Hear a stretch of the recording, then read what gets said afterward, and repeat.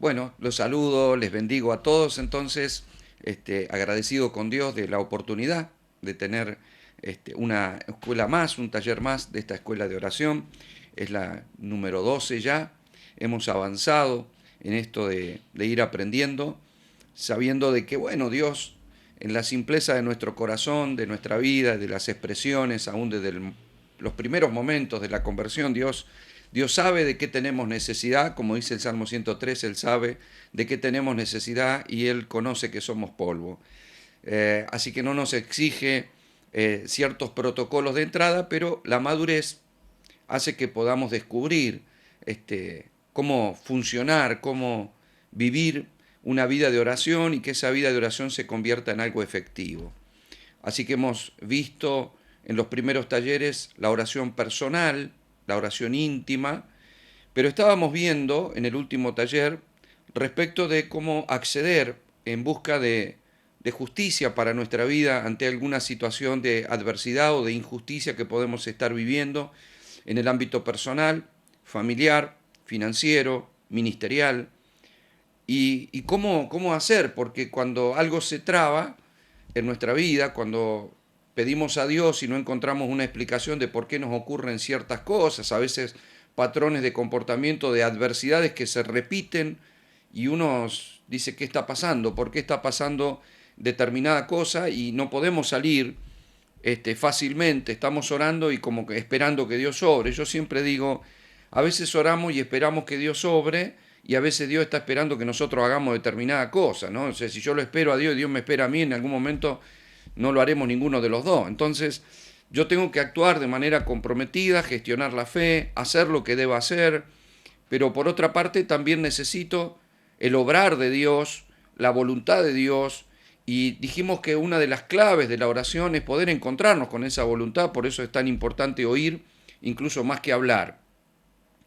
Y dijimos que cuando algo se traba podemos ir a Dios como juez, porque vamos en busca de algo que es justicia. Nosotros queremos, nosotros hemos sido justificados en este pacto por, por Cristo, por su persona, y esa justificación nos posicionó. Y en Él vivimos, nos movemos y somos, como dice Hechos 17:28, y a partir de ahí ese posicionamiento nos da una autoridad para reclamar, para pedir, porque estamos en Cristo, que no me estoy refiriendo a caprichos ni nada por el estilo, estoy hablando de queremos ver el avance de nuestro propósito. Cuando algo se traba, cuando algo no nos sale, bueno, es justo que se destrabe. Vivo en Cristo, estoy tratando de hacer la voluntad de Dios, Dios me habló algo, ese algo no ocurre, o de pronto encuentro la adversidad, y uno sabe, por un lado, que tiene que aprender de las adversidades, uno sabe que los procesos nos mejoran, lo hemos aprendido, pero bueno, cuando se sigue repitiendo, decir, bueno, ¿qué tengo que aprender o qué es lo que está ocurriendo? Generalmente creo que uno de los mayores errores que se comete es salir a batallar contra el enemigo, ¿no? Venir a reprender y espíritu de esto, espíritu de aquello. Pero yo siempre digo, antes de hablar con Satanás hay que hablar con el Señor. Él es poderoso y Jesús nunca puso la oración nuestra en contexto de hablar con Satanás. Eso no significa que en determinado momento no tengamos que entrar en guerra espiritual, que eso habla de otra profundidad y de otra cuestión, y que tengamos que confrontar. Pero lo más importante es saber que estamos delante de Dios, del juez todopoderoso. Y si algo no se está concretando conforme a su voluntad, Él va a intervenir con poder y no puede el mismo infierno frenar algo que Dios tiene determinado, ¿no? Como pasó, por ejemplo, con Daniel, clamando por algo que estaba determinado, él clama por la liberación de su nación y nadie pudo evitarlo, no hubo dureza de corazón de parte de Babilonia o de los medo persas en su época para poder frenar ese volver a su tierra de parte del pueblo hebreo, porque ya estaba determinado y cuando Daniel oró, Dios intervino y aunque hubo oposición, no pudo frenar nadie. Cuando hay un propósito en la tierra, bueno, nadie ni nada puede frenar que ese propósito se concrete, se consuma, y por eso oramos, porque es lo que nosotros buscamos. Yo les dije, cuando Jesús enseña a orar, Él nos pone en el contexto de orar al Padre, nos enseña el Padre nuestro en esa situación de intimidad, de comunión, de clamar por su voluntad, de depender de Él para todo lo que recibimos diariamente, de tener un corazón humilde y perdonador para no quedar enganchado con nada ni abrir puertas al enemigo, y de pronto buscando que se haga su voluntad, ¿no? Aquí en la tierra como en el cielo. También puso la oración en contexto de quien habla con un amigo, ¿no? Cuando nosotros vemos, yo les mostré Lucas 11, y en Lucas 11 vemos del 1 al 4 cuando él nos dirige a hablar con el Padre, pero vemos en Lucas 11 a partir del verso 5 que un amigo va en busca de ayuda de otro amigo a pedir un favor. Y Jesús estaba hablando de la oración, entonces, por un lado me acerco al Padre, por otro lado me acerco a un Padre que es amoroso, que es amigo y que quiere ayudarme y que puede hacerlo, y que si yo insisto, Él no va a ignorar mi necesidad y me va a ayudar, ¿no? No solo en el caso de esa historia, por el viajero que venía, sino por el favor personal que se pedía. Pero también en Lucas 18 lo tenemos a Jesús enfocando la oración ante el juez. Ya no es solo el padre, no es solo el amigo, que de hecho siempre lo será, sino que además es el juez. ¿Eh? Es decir, yo tengo que saber, Dios me ama, sí, pero Dios es legal. La legalidad en el reino es absolutamente clara.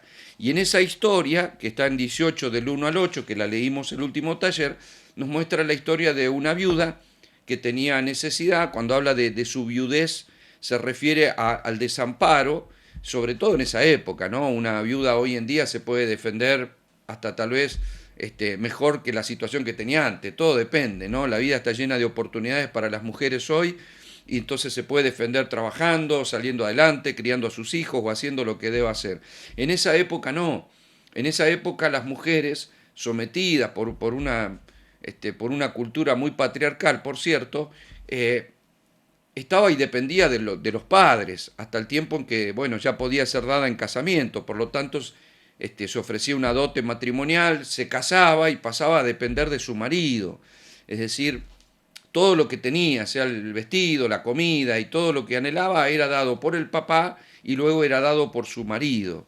Por eso cuando se divorciaba una mujer podía llegar a quedar en un estado de indigencia porque el marido la podía echar, que era lo que hacían ellos, la repudiaban, y Jesús dijo que el que repudiara a su mujer que le dé carta de divorcio para que ella pueda rehacer su vida, porque las echaban de la casa y nadie podía ayudarla. Es decir, si un hombre le dijera, vení conmigo, yo te mantengo, yo te ayudo a criar a tus hijos, bueno, el marido la podía hacer perseguir, como no le había dado la carta de divorcio, todavía era su esposa. Le ponía testigo y después la mataban o la apedreaban por adúltera. Era muy perverso, muy injusto, y si no, los libros de historia dice que, de la historia judía y de las costumbres, dice que las sabían someter, o sea, cada tanto la hacían entrar a la casa y le permitían comer o ciertas cosas a cambio de la sexualidad y luego las volvían. O sea, era un abuso constante, y más allá del hecho de que el hombre podía tener más de una mujer. Entonces la mujer viuda le pasaba lo mismo, a veces quedaba desamparada. Tenemos claramente la historia antes de la redención y después de la redención con Ruth, ¿no es cierto? Que siendo moabita, bueno, tenía a su suegra, pero a Noemí, pero cuando ella vuelve en desamparo. Su marido murió en la guerra y ahora ¿qué hago? Por eso la Biblia varias veces habla de cuidar a la viuda, ¿no? Y de ayudar a las viudas, porque no tenían forma de sobrevivir y de sostenerse. Su marido murió, y entonces no tenían forma de poder sostenerse. Esta viuda tenía un adversario, además de tener desamparo, de estar sola, tenía un adversario, y ella va ante el juez a pedir justicia. Bueno, Lucas dice que ese juez, o lo dice Jesús, ¿verdad? Lucas lo relata o lo escribe, que ese juez no temía a Dios ni respetaba a hombre. Sin embargo, en su insistencia en ver que ella iba una y otra vez a pedir justicia, bueno, le hizo justicia, ¿no? Entonces Jesús dice, si un juez que no respeta a Dios ni teme a hombre hace justicia con esta viuda, ¿cuánto más vuestro Padre hará justicia a aquellos a quienes clamen a Él día y noche? Es decir, hay una insistencia, un clamor, pero un pedido de justicia. Y Jesús está planteando la oración ante un tribunal, está planteando la oración ante un juez. Y nosotros sabemos que nuestro Padre es juez. Es nuestro Padre, pero es juez. Por eso le relaté no solo de la confianza de entrar a Él como papá, sino de entrar a Él como juez. Y hablé de las cortes celestiales. Luego les mencioné algo y les dije, en cada corte hay causas. Y las causas tienen que ver con las pruebas a favor y en contra de determinada situación. Los jueces no fallan ni por la cara de aquel que está siendo acusado, o de aquel a quien se le ha hecho un juicio, ni por las emociones. Se van a remitir a las pruebas. Las pruebas van a revelar lo justo o lo injusto. Se supone que hay una investigación previa. Nosotros tenemos que estar confiados que en Dios hay precedente y antecedente de todo lo que nosotros hacemos, decimos, pensamos. Por eso le mencioné los libros de Dios, porque nada es al azar y nada pasó y nada se olvida. O sea, cuando tenemos un Dios que conoce de nosotros más que nosotros mismos, que tiene hasta nuestros cabellos contados, es un Dios que no se le escapa nada. Lo que está diciendo es, y hace mención la Biblia, no solo al libro de la vida, como lo encontramos, ¿no es cierto?, por ejemplo, en Filipenses 4:3, donde dice, asimismo te ruego también a ti, compañero fiel, que ayudes a estos con los demás colaboradores míos cuyos nombres están en el libro de la vida. Hay varios pasajes también en Apocalipsis, 20, 12, 13 o al 15, ¿no? Apocalipsis 21:32 o Apocalipsis 22:19. Bueno, hay varios pasajes, usted ha escuchado eso del libro de la vida. Pero no solamente eso, hay más libros. Y esos libros contienen datos, y esos datos contienen parte de lo que hemos hecho, pero también del propósito eterno de Dios. Y esto es clave. ¿Y por qué me voy por ese lado? Bueno, porque ahora vamos a ver cómo nosotros nos vamos a presentar en clamor por esa justicia. Saque de lado al enemigo. El enemigo es el que pretende, obviamente, interferir, robar, destruir, matar, se mete donde no debe. Nosotros tenemos una situación que es injusta y la tenemos que resolver. Buscamos a Dios porque no estamos pidiendo algo, no estoy hablando de pedir cosas, estoy hablando de cosas materiales, no, estoy hablando de pedir justicia, porque no es justo que me pase esto. ¿Sí? Que personas, por ejemplo, acechen mi vida con ocultismo, que personas me difamen injustamente, que personas me estén estafando financieramente y de manera injusta. O sea, estoy pidiendo justicia. Yo no puedo pedir, no me voy a acercar a Dios como juez a pedir justicia si yo sé que yo he actuado mal. O sea, Señor, que no hablen de mí y yo sé que yo me comporté mal. O sea, le estoy pidiendo a Dios que sea cómplice conmigo del silencio de alguien para que no diga lo que verdaderamente hice, ¿no? Como le pasó a Saúl cuando él peca y Samuel le saca a luz su pecado, él dice, bueno, pero que no se enteren los ancianos de mi pueblo. O sea, él reconoce que yo pequé, pero que no se enteren los ancianos. O sea, Dios, en cambio, David, cuando se entera de su pecado con Betsabé, nunca le pidió que no se entere a alguien, que se enteren todos, y Dios ya lo sabe. De hecho, se tiró al piso a clamar a Dios y a pedir que Dios tuviera misericordia con él. O sea, no se comportó como, ay, que no me vean los criados, que estoy pidiendo misericordia, van a decir que me equivoqué, que nadie se entere que me equivoqué. O sea, eso no es justicia. La justicia sería que sin haberme equivocado, alguien me está difamando, bueno, entonces yo tenga que pedir que por favor se alineen los caminos para que salga a luz la verdad, que prevalezca la verdad, que se haga justicia, que no me difamen injustamente, que no me estafen cuando yo actué de buena voluntad.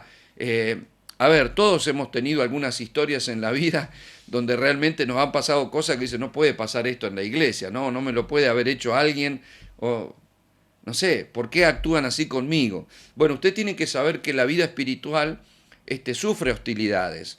Y de todos los ejemplos, por supuesto que podemos mencionar la iglesia del primer siglo, Pablo, los apóstoles, pero bueno, lo vemos a Jesús que nació como raíz en tierra seca, en la hostilidad aún desde su propio nacimiento, ¿no? Él nace y ya Herodes estaba pensando en ir a matar a los niños, es decir, ¿qué hice?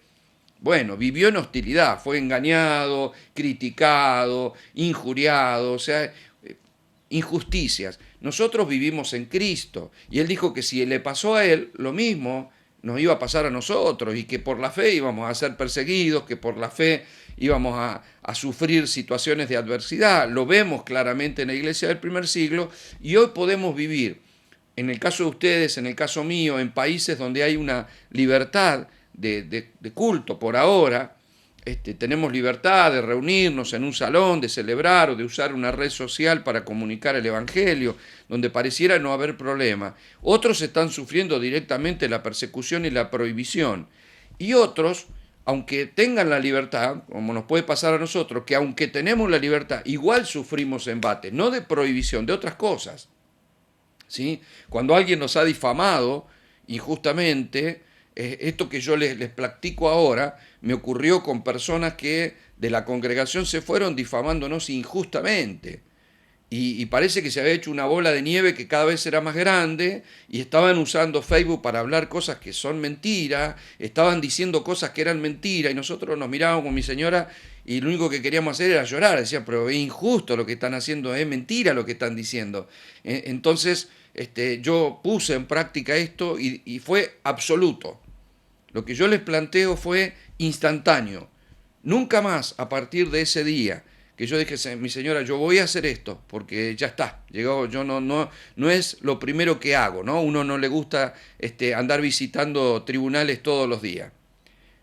Solamente en casos verdaderamente especiales, cuando hay una verdadera injusticia, cuando esa injusticia no solo afecta a nuestro ego, porque no era una cuestión de ego, nosotros vivimos en un pueblo, entonces toda difamación afecta a gente que tal vez ni te conoce, pero crea una manera de pensar porque le dijeron algo y vos decís, pero es injusto, o hablaron mal de la congregación y decís, pero es injusto. Y claro, alguien desparrama las plumas y después ¿quién las junta? ¿Verdad? Entonces decís, bueno, a mí no me importa porque es mentira, claro, pero la consecuencia después está. Entonces, como había un perjuicio contra la obra, nosotros clamamos. Automáticamente eso se cortó. Pero automáticamente, no hubo un más, hablar nada que no fuera porque Dios enmudeció. Entonces, no es la única vez, ¿sí? A partir de haber aprendido esto me doy cuenta de que cuando caminamos en justicia tenemos derechos y que no somos víctimas, excepto en situaciones donde Dios las permite por enseñarnos, por llevarnos. Por ejemplo, nosotros podemos ver hostilidad en la vida de Pablo y sus cárceles y sus situaciones, decimos, bueno, pero vivía en injusticia. No, había procesos, y procesos que Dios permitió, porque cuando, por ejemplo, naufragó, él tal vez estaba pidiendo al Señor que por favor, si vos me estás mandando a Roma, que no pase esto. Y el Señor le manda un ángel, pero no lo libra del naufragio, le dice que se va a salvar. Entonces, tenemos que saber darle lectura a nuestra vida. Hay cosas que tienen que pasar, porque Dios las va a volver a bien, Dios va a llevar eso, pero hay cosas que son innecesarias y que son cuando Satanás mete su mano. Y no tiene ningún derecho legal a meter su mano a menos que Dios permita algo, ¿sí? Entonces ahí es donde nos presentamos ante el Señor y clamamos por esta situación. ¿Por qué son importantes los libros? Porque los libros son los que hablan del registro y del propósito y de lo que estamos haciendo y de lo que no. Porque si yo me he manejado mal y Dios tiene todo registrado, la Biblia dice que vamos a dar cuenta de todas las cosas. Por ejemplo, nuestras lágrimas derramadas, dice en el Salmo 56:8, mis huidas tú has contado, o sea, si huí, el Señor lo contó, pon mis lágrimas en tu redoma, y dice, ¿no están ellas en tu libro? Como diciendo, ¿vos anotaste cada una de las lágrimas que yo derramé? Evidentemente Dios toma cuenta de todo, ¿no? Dice si no las anotó en su libro, es decir, hay un libro para anotar lágrimas. Mire, nuestros dichos, Malaquías 3:16 dice, entonces los que temían a Jehová hablaron cada uno a su compañero, y Jehová escuchó y oyó, y fue escrito libro de memoria delante de él, para que los que temen a Jehová y para los que piensan en tu nombre. Es decir, hablaron y hubo un libro en donde se anotó lo que se dijo. Esto es claro porque, a ver, si yo me presento ante el tribunal a pedir justicia porque alguien habla de mí, resulta que yo también hablé mal de esa persona y también lo difamé, o sea, olvídelo de pedir justicia, pues no me va a salir bien, ¿no es cierto? Estamos ante un juez que tiene todo anotado. Entonces se entiende que lo que voy a pedir es justo y voy por derecha, o sea, yo soy inocente. ¿Sí? Por eso es tan trascendente lo que nosotros hacemos, decimos, pensamos, vivimos. Fíjese, Mateo 12:36 dice, mas yo les digo, esto lo dice Jesús, que toda palabra ociosa que hablen los hombres, de ella darán cuenta en el día del juicio. Claro, uno dice, ¿cuántas veces hemos hablado, no? Por hablar. Y esas cosas, y usted dice, bueno, pero si son pecados, yo pido perdón, Dios las olvida. Perfecto, sí, no voy a ser condenado por eso, pero voy a dar cuenta. De hecho, cuando nosotros estemos ante el tribunal de Cristo, dice que vamos a dar cuenta de lo que hicimos estando en este cuerpo, sea bueno o sea malo. No dice que nos va a juzgar para salvación o para pérdida. Ya somos salvos, pero vamos a tener que dar cuenta de lo que hicimos, de lo que dijimos. Dios lo sabe todo. Entonces yo no voy a ser condenado porque dije una mala palabra, pero ahí quedó, ¿no? Y dice, bueno, me arrepiento, ojalá se borre todo, pero bueno, hay cosas que los registros están, ¿no? Incluso aquello que tiene que ver con nuestro propósito, antes de que naciéramos.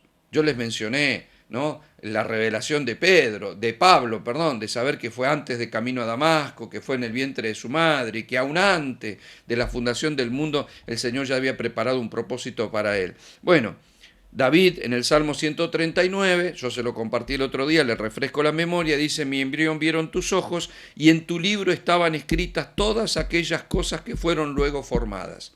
Es decir, estaba escrito lo que iba a ser formado. ¿Ve? O sea, Dios lleva un registro de lo que va a ser, de lo que va a ocurrir, ahora se lo voy a mostrar con Cristo, y lleva un registro de lo que está aconteciendo. Entonces, a Dios no se le escapa nada. Si voy a ir ante el juez, es como ir ante un juez a pedir que no me cobren una multa diciendo, no, pero yo estacioné bien, no es justo que me cobren una multa. Pero parece que ese juez tiene un libro, vamos a suponer que tiene una cámara donde estoy escrachado estacionando mal todos los días. Y el juez me dice así, que vos venís a pedir justicia. Bueno, quiero decirle que usted no estacionó mal un día, sino que estacionó mal varios días. Me saca todas las filmaciones o todo lo que está escrito en el libro y al final me sale más caro que no haber ido nada al juez y pagar la multa. ¿Me comprende lo que le digo, verdad? A Dios no se le escapa nada, absolutamente nada se le escapa al Señor. Por eso debemos tener cuidado porque nuestros hechos quedan registrados. Mire, Nehemías 13:14 dice, acuérdate de mí, oh Dios, en orden a esto, y no borres de tu libro mis misericordias que hice en la casa de mi Dios y en tu servicio.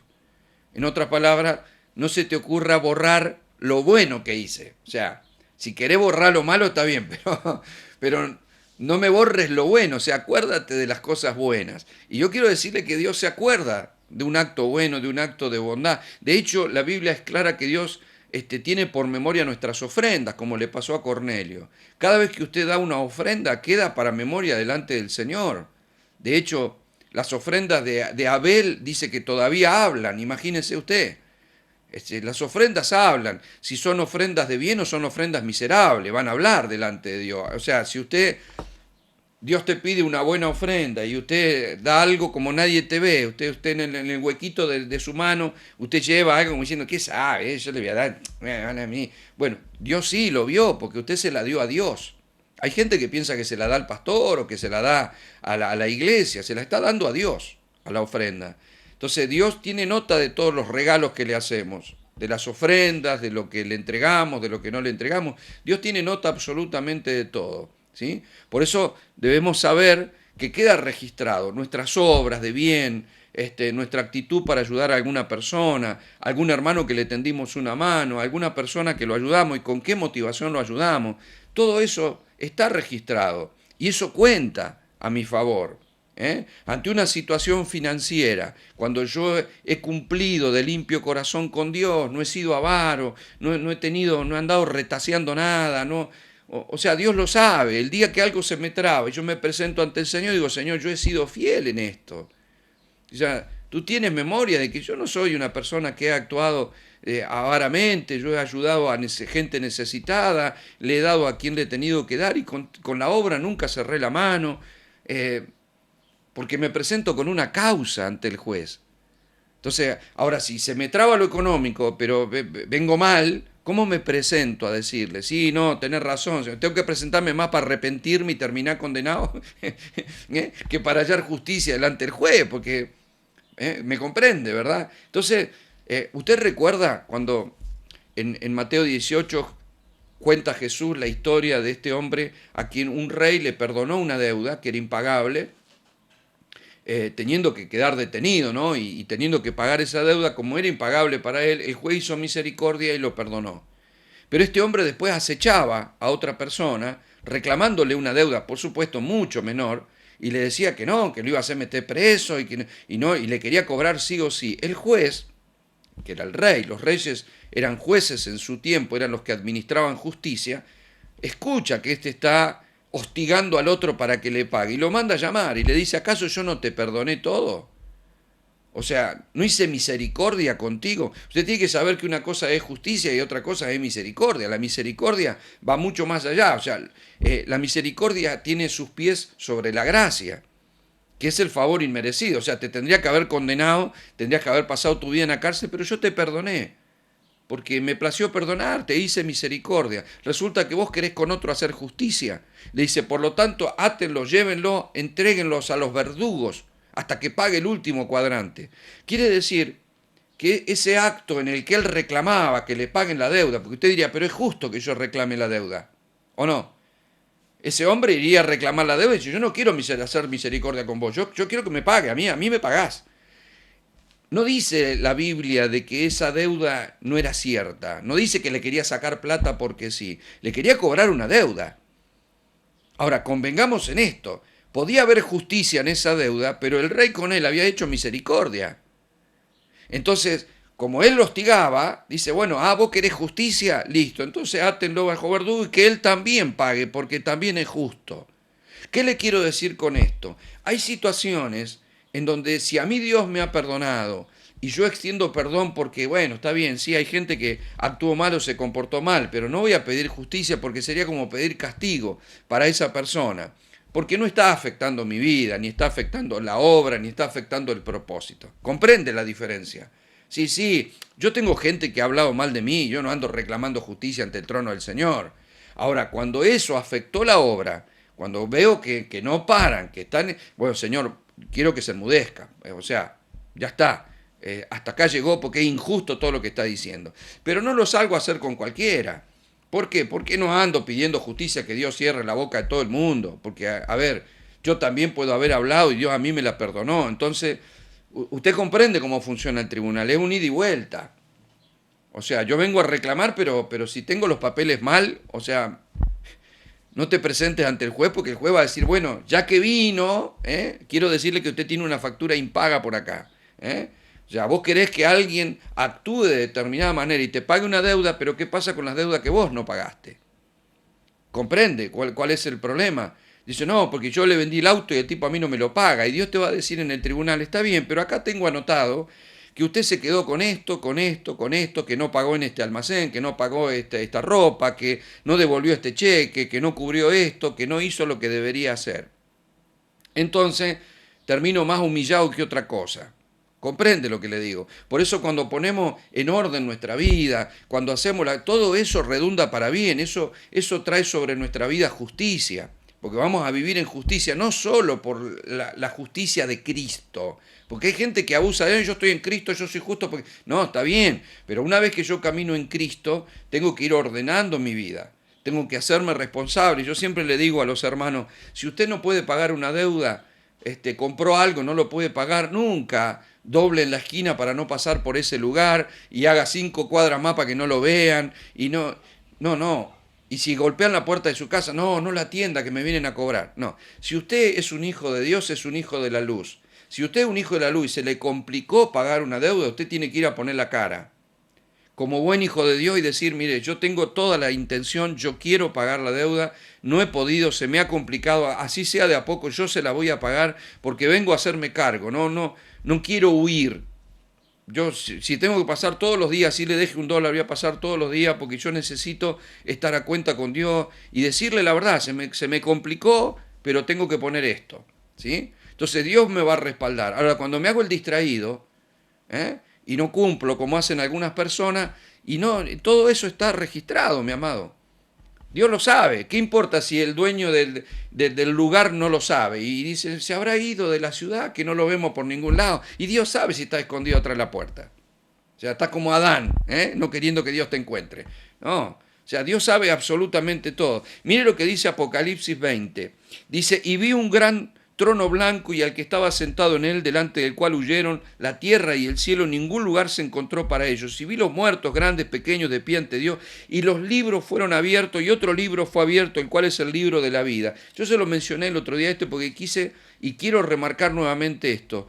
Los libros fueron abiertos, no un libro, los libros. Y además estaba el libro de la vida. Y fueron juzgados los muertos por las cosas que estaban. Quiero que quede claro, los libros están, los libros existen. Los libros que vio Daniel, ahora lo vamos a ver, en su tiempo, los vio Ezequiel, los vio Juan, los vio Zacarías. O sea, Daniel 7:9, si usted tiene su Biblia a mano, mire lo que dice. Estuve mirando hasta que fueron puestos tronos y se sentó un anciano de días, ya sabemos quién es, ¿verdad?, cuyo vestido era blanco como la nieve, y el pelo de su cabeza como lana limpia. Su trono llama de fuego, y las ruedas del mismo fuego ardiente. Un río de fuego procedía y salía de delante de él. Millares de millares le servían, y millones de millones asistían delante de él. El juez se sentó y los libros fueron abiertos. Esto no lo vio, estamos hablando de Daniel, amado, una visión celestial. Daniel vio al juez y vio a los libros. Lo vio Ezequiel, lo vio Juan, lo vio Zacarías. O sea, tenemos que cobrar dimensión. Esto es real. Lo que nosotros vivimos, usted recuerda en el antiguo pacto, los reyes tenían un libro de las memorias. Todos los reyes llevaban su libro de memorias de las cosas que pasaban. Tenemos un claro ejemplo en Esther, cuando el rey, un día que estaba aburrido, porque como no tenían Netflix, cuando estaban aburridos los reyes, le leían las cosas que habían pasado en su reino. Y de pronto le leyeron que hubo una confabulación para matarlo y que Mardoqueo lo había librado de esa muerte. Entonces dice, ¿qué hicimos con Mardoqueo? ¿Cómo que está anotado que Mardoqueo me salvó la vida? ¿Y qué hicimos con ese hombre? No hicimos nada, no, dice, no, tráiganlo, paséenlo, honrenlo, pongan en ropas reales, llévenlo en un caballo y en un carruaje por todo el pueblo, diciendo, este hombre salvó. O sea, esa recompensa, esa honra, le llega a Mardoqueo porque estaba anotado en los libros del rey. El rey hizo memoria y recordó que lo había librado de la muerte y luego lo honró. Dios te honra. A ver, cuando va Pedro a la casa de Cornelio, le dice, tus ofrendas están delante de la presencia del Señor. Y Dios le dijo, andá a hablar con Cornelio. Se le mandó un apóstol por un sencillo hecho. Dios tenía anotado y debe haber, en los libros, Dios debe haber visto y dicho, mirá, acá tengo a alguien que se supone que es gentil, no es judío, pero me da ofrenda, ayuda a la gente, me honra, pero no me conoce. Mándale a Pedro que le hable, mándale a Pedro. A ver, fueron los mensajeros de Dios. Es más, Pedro tuvo una visión y luego fueron los mensajeros de Dios. Le manda a decir a Cornelio que le mande una comitiva que lo vaya a buscar a Pedro. O sea, todo una intervención sobrenatural basado en el hecho de que el hombre honraba a Dios y Dios dijo, este hombre me está honrando, vayan a hablarle. Vayan a hablarle, este es una buena persona, este hombre me ha dado ofrendas, me ha honrado, mandó un apóstol y empezó a predicar. Y como Pedro estaba predicando mucho y dando mucha vuelta, que si era gentil, que no era gentil, interrumpió Dios el mensaje de Pedro y Cornelio y su casa fueron llenos del Espíritu Santo y hablaban en lengua y hablaban. Es decir, ¿por qué? Porque Dios hizo memoria. Dios lo vio y lo dice la Escritura, no es que se me ocurre a mí, porque no, así ocurrió y así pasa. Mire si son importantes estos libros, que determinan lineamientos, que si algo está interrumpiendo ese lineamiento, es injusto, porque si ya está escrito, nada me puede sacar a mí del propósito, nada me puede desviar. Hay un propósito determinado sobre mi vida. Miremoslo en Jesús. Observe esto. Hebreos 10:5 dice, por lo cual entrando en el mundo dice, sacrificio y ofrenda no quisiste, mas me preparaste cuerpo. Holocausto y expiaciones por el pecado no te agradaron. Entonces dije, aquí que vengo, oh Dios, para hacer tu voluntad, como en el rollo del libro está escrito de mí. En otras palabras, Jesús no vino sino a cumplir con lo que ya estaba escrito. No solo porque proféticamente ya estaba dicho por Isaías, no solamente en los libros proféticos estaba ciertamente la voluntad de Dios explícita, sino que hay libros que habían determinado un propósito. Diciendo, dice verso 8, diciendo primero, sacrificio y ofrenda y holocausto y expiaciones por el pecado, no quisiste, ni te agradaron, las cuales cosas se ofrecen según la ley, y diciendo luego, he aquí que vengo, oh Dios, para hacer tu voluntad. Quita lo primero para establecer lo último. ¿Qué quiere decir Jesús? Señor, vos me enviaste por un nuevo pacto. Esa es la legalidad de que un pacto deje de ser para que otro pacto sea establecido. La legalidad de algo que Dios ya había dicho. Esto ya estaba hablado entre el Padre y el Hijo. Esto ya estaba determinado. Y las voces del cielo escriben. ¿Sabe lo que hace un profeta, amado? Un profeta logra leer en el Espíritu, por gracia divina, es como si Dios le abriera los libros y le hablara lo que va a acontecer. Pero no porque una mañana Dios se le levantó con las ganas de hacer algo en el futuro y solamente lo soltó. No, una palabra profética, cuando es una palabra que viene verdaderamente de Dios, te está soltando un lineamiento de algo que ya está determinado. No te está diciendo Dios, me gustaría, no, si te dice tal cosa es porque ya está escrito. Ahora hay que ver cómo yo llego ahí. Si a mí se me cierran los caminos y no puedo llegar, si Dios me dice vas a ir a Jerusalén y yo no puedo ir a Jerusalén, quiero ir a Jerusalén, se me levantan enemigos, me traban de acá, me traban de allá, y yo tengo que ir a Jerusalén, pero se me traba todo y con engaños, ahora yo necesito presentarme ante Dios y decirle, Señor, tú me dijiste que yo tenía que ir a Jerusalén, esto está hablado sobre mi vida. Ábreme camino, se me han levantado enemigos, pero esos enemigos que se levantan serán humillados, porque tú me hablaste, ya está escrito que yo tengo que ir a Jerusalén. Yo vengo a reclamar justicia, o sea, acá tengo el pasaje, necesito la legalidad para poder llegar porque hay gente que se me está intrometiendo. ¿Y quién puede ser sino Satanás? Ahora, si los emisarios de Satanás tratan de evitar algo que está escrito de mí, lo cual hicieron con Jesús, no lo pueden concretar cuando está escrito y vos caminás en justicia. A Jesús no solo lo trataron de matar cuando bebé, no pudieron. Lo quisieron matar en la sinagoga el primer día que habló, no pudieron. Lo quisieron matar antes de la paz, no pudieron. Porque la muerte solo te llega el día que Dios determinó, no el día que lo determina el diablo. Ahora, si vos tenés ataques de muerte, ataques y situaciones de adversidad, entonces ¿a quién me voy a presentar? Sino para reclamar que no es justo que me pase esto porque hay algo que yo quiero consumar antes de irme de esta tierra, que es el propósito del Señor. Y si situaciones se están cruzando en mi camino, si algo se me está trabando, bueno, si yo actué con injusticia tendré que corregir. Quiero decirle que, por ejemplo, esto le pasó a Abraham. Abraham levantaba altares, pero esos altares no son otra cosa que cielos abiertos a las cortes celestiales.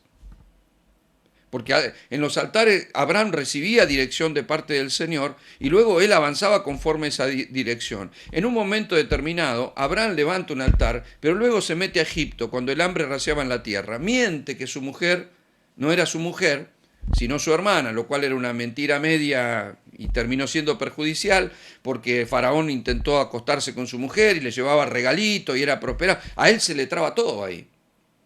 Se le traba todo. Entonces cuando él es echado de Egipto, él vuelve al mismo lugar a levantar un altar y pide perdón y vuelve a ofrecer sacrificio como diciendo, esta demora es culpa mía. Igual que con Ismael, él retrasó 16 años su propósito respecto de tener un hijo con su mujer porque se apresuró a tratar de generar el hijo de la promesa cuando Dios, o sea, él tendría que haber reclamado solamente la promesa del Señor. Si el Señor me dijo que voy a tener un hijo con mi mujer, ¿qué tengo que andar inventando? Lo que yo tengo que hacer es presentarme al Señor y decir, Señor, tú eres un juez justo. Vos ves que yo estoy intentando cada día. Yo te estoy creyendo, yo estoy esperando, mi esposa está esperando. Hazme justicia. Como Ana clamó por tener un hijo siendo una mujer estéril, bueno, Abraham tendría que haber reclamado a Dios, no decir, bueno, ¿qué podemos hacer? Y bueno, tener a Agar la esclava, intentemos ver si la podemos tener con ella. No era la idea. La idea es poder reclamar justicia. ¿Cuál es la justicia? Que si un Dios que no miente dice algo y lo jura por él mismo, lo que dijo se cumpla. Eso es justicia. A ver, si alguien a mí me dice que me va a vender una casa, que me la venden tanto, yo pago el precio, pero la casa no me la entregan, yo voy ante un juez a decirle, esta persona me dijo que me entregaba la casa y no me la está entregando. O sea, está mintiendo. Ahora, ¿qué va a reclamar el juez? Que me entregue la casa porque el mentiroso es el culpable. Entonces, imagínese si el que te habla algo es Dios, que es la verdad viva. Te habla Dios y lo que a Dios te habla no se está cumpliendo. ¿A quién va a reclamar? A Dios como juez. Le va a decir, Señor, tú me hablaste esta palabra y yo te creo. Y lo que quiero es el cumplimiento de esa palabra, Señor. Ahora, es muy fuerte ir a pedir el cumplimiento de la palabra a Dios si yo ando entre Arabia y Jerusalén. ¿Me comprende? Si yo ando ahí, ¿no es cierto? Vengo quemando goma porque ando mal, ando los derrapes, no hago lo que digo. Como muchas personas a veces yo he escuchado que me dicen, sí, yo sé que Dios tiene un llamado para mí y Dios me ha dado cosas lindas, pero bueno, y le ponen excusas a Dios. ¿A qué juez te querés presentar? Porque el día que vos te presentes ante las cortes celestiales, Dios te va a decir, sí, muy lindo todo, pero yo te estoy pidiendo a vos hace unos años que te estoy pidiendo esto y siempre me estás dando vuelta que cuando tengas tiempo, que cuando tengas plata, que cuando se te acomode, que cuando pongas el negocio, que cuando hagas... O sea, vos me venías a pedir que yo te escuche, vos me estás escuchando a mí, vos querés que yo haga algo porque yo lo hablé y yo no te hablé y vos no lo hacés, ¿o qué? Comprende, ¿verdad? Por eso es tan trascendente una vida de justicia. No basada en mi justicia personal, sino en Cristo, es claro, pero lo que yo haga o no en la obediencia con Cristo es clave. Por eso Él dice que el que quiere seguirlo, que tome su cruz, que se niegue a sí mismo y que lo siga. ¿Comprende?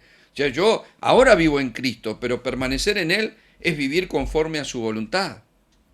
¿Para qué? Para tener un derecho, para ser una persona justa, que a veces me equivoco, pero soy justo en Cristo y no estoy abusando de ese privilegio. Hay personas que hablan de la gracia, pero viven como se les da la gana, terminan siendo una desgracia, porque abusan de la gracia. La gracia no es para seguir pecando, como dijo Pablo, sino para deshacernos del viejo hombre y vivir conforme a la voluntad del Señor. ¿Me comprende, mi amado? Entonces, ¿qué debo hacer?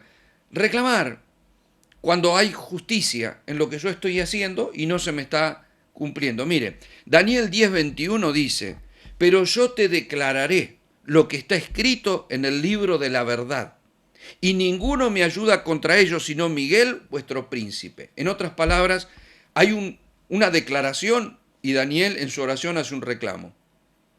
¿Comprende, verdad? ¿Por qué? Porque ya estaba escrito en el libro de la verdad.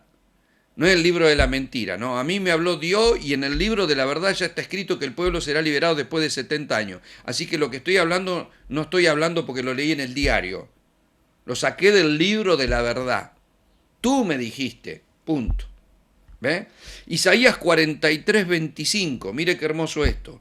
Yo soy el que borró tus rebeliones por amor de mí mismo y no me acordaré de tus pecados, dice el Señor. O sea, yo he borrado, te estoy justificando, yo he borrado. Ahora escuche, hazme recordar, entremos en juicio juntamente, habla tú para justificarte. Tu primer padre pecó y tus enseñadores prevaricaron contra mí. Por tanto, yo profané los principios del santuario y puse por anatema a Jacob y por oprobio a Israel. En otras palabras, a ver, si te presenta ante el juez, hacé tu alegato. Presenta tu causa. Haceme recordar si hiciste algo bueno. Porque yo estoy teniendo la voluntad de borrar, porque si no, no te dejaría ni entrar a la corte. Vos estabas recondenado, no solo te amé, te perdoné, sino que te justifiqué borrando y sepultando tus pecados en el fondo del mar. Ahora vivís en Cristo. Eso no significa de que no te vea. La Biblia dice que Dios está airado contra los impíos todos los días, amado. Dios es un Dios de amor, pero aborrece al pecado y aborrece al pecador que lo ejecuta. Aunque Dios ame a su creación, el pecado lo repele. O sea, eso de que, a ver, yo entiendo que nosotros tenemos una famosa frase, ¿no? Dios ama al pecador aunque aborrece al pecado. Todos la hemos dicho. Pero esa frase la dijo por primera vez, o uno de los que hizo famosa esa frase fue Mahatma Gandhi, un hinduista. No está en ningún versículo, si usted la busca por ahí. No está. Es más, él dijo una frase parecida que luego se le atribuyó a Dios y algunos creen que está en la Biblia. Sí, está bien, Dios nos ama, pero dice que Él está airado contra el pecado, creo que está en el Salmo 7, verso 11. Está airado con el pecador cada día. Entonces Dios es un Dios, a ver, no es un Dios malo, enojado, no, no.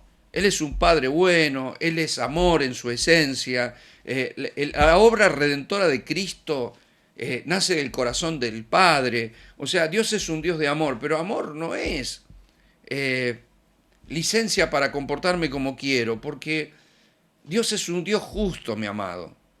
Por eso Él habla de tener temor, porque Dios es un Dios de amor, también es fuego consumidor. O sea, es un juez justo. Esto no es para manipular a nadie ni meterle miedo, ¿no? Porque el amor, perfecto amor, echa fuera ese temor, el miedo. No, es un temor reverente, donde nace el principio de la sabiduría, donde reconocemos, donde nos arrepentimos, donde nos alineamos, porque lo que estamos buscando es poder alcanzar la presencia del Señor sabiendo que hay registros de todo.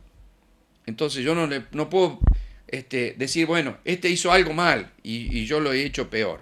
Por eso es tan importante hacer las cosas de manera correcta para poder acercarnos al Señor como debemos acercarnos. Ahora, hay algo clave que quiero mostrarle. Isaías capítulo 2, versículo 1. Dice, lo que vio Isaías, hijo de Amós, acerca de Judá y de Jerusalén. Acontecerá en los postreros tiempos que será, dice, confirmado el monte de la casa de Jehová como cabeza de los montes. Habla de un monte confirmado, dice, como cabeza de todos los montes, y será exaltado sobre los collados y correrán a él todas las naciones. Y vendrán muchos pueblos y dirán, venid y subamos al monte de Jehová, a la casa del Dios de Jacob, y nos enseñará sus caminos y caminaremos por sus veredas, porque de Sión saldrá la ley, de Jerusalén la palabra de Jehová, y juzgará entre las naciones.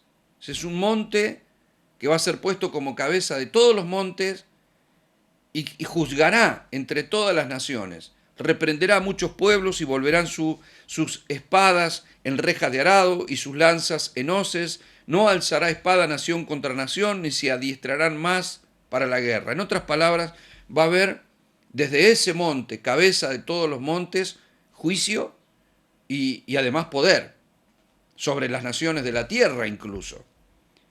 Usted tiene que saber algo que en la Biblia es clara, no es un invento mío ni una apreciación personal, que cada vez que la Biblia habla de monte, habla de gobierno.